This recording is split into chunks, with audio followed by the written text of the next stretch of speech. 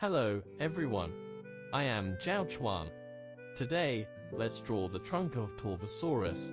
This time, we are going to draw the Torvosaurus trunk and tail together on one piece of paper. When drawing, we will talk about how its muscles grew, especially around the pelvis. The pelvis was a very important body structure in dinosaurs, because it connected the trunk with the legs.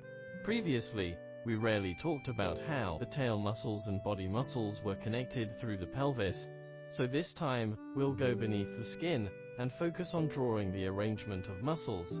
Meanwhile, we will also talk about how the muscles extended from the shoulder all the way to the tail, and how the back muscles extended from the neck, across the pelvis to the tail. In this way, you will have a better understanding of the Torvosaurus trunk structure. This will give you a clear idea, and enable you to draw more vivid pictures, when you draw other things in the future. First, let's outline its back. In terms of the skeleton, the back was the highest point of the neural spine. Start with the neck, then move on to the back, the sacral vertebrae, and finally to the tail, which corresponded to the outline of the ribs. The neck consisted of cervical vertebrae. The ribs were probably like this, which formed a rib cage. Now let's draw its pelvis, which looked like this from the side. The rear part of the pelvis divided the tail into two groups of muscles.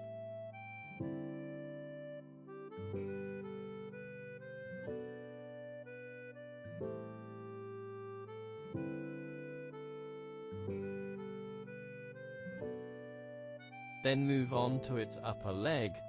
The pelvis was shaped like this, and generally corresponded to three groups of muscles, namely the front, middle and back, which formed the muscles of the upper leg. At other end, the muscles were attached to the knee.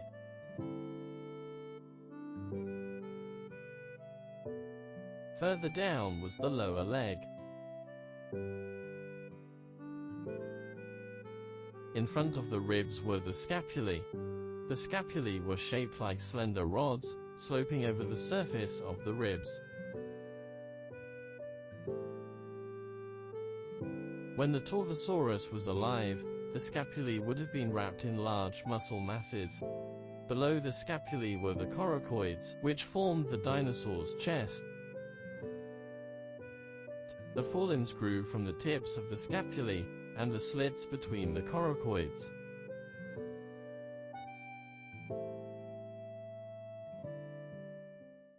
These are its forelimbs. Near its belly, the rear parts of the two coracoids connected to sternum, which would generally end here.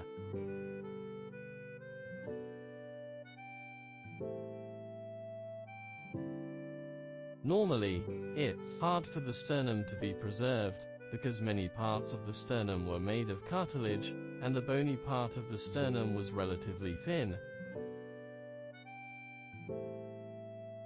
Behind the sternum were the gastralia, which originated from behind the sternum and connected to the pubic bone, which was as long as the upper leg.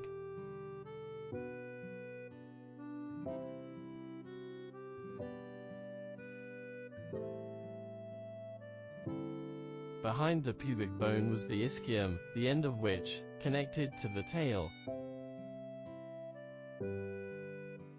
At the front was the coracoid, the base of which connected to the neck.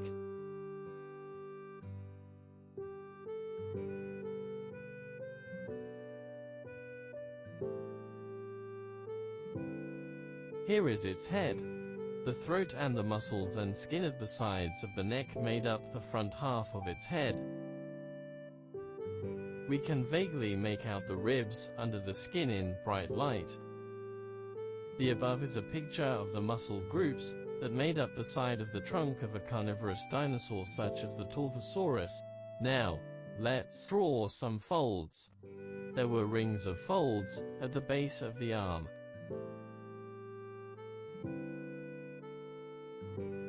Between the front part of the upper leg and the ribs, there was a layer of skin.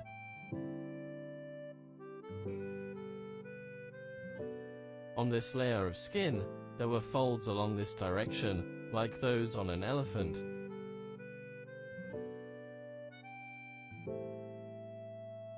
Dinosaurs were different from lizards. Many lizards have a prominent layer of folds on the sides of the body, because lizards would bend from side to side as they walk on the ground.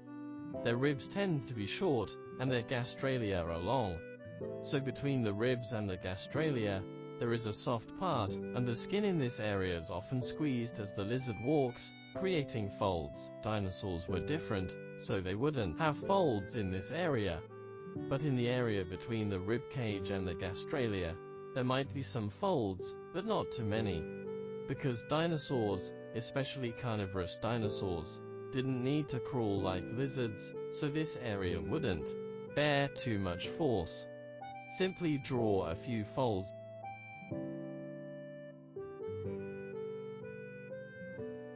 here to show the gap between the ribs and the gastralia.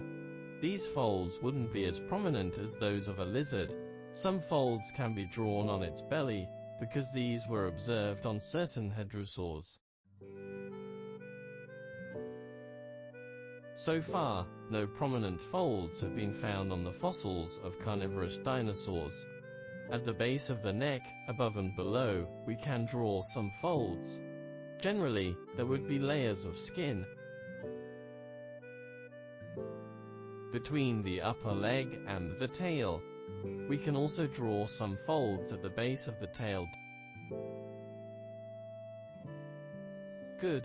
Like this, we've finished drawing the trunk of Torvosaurus.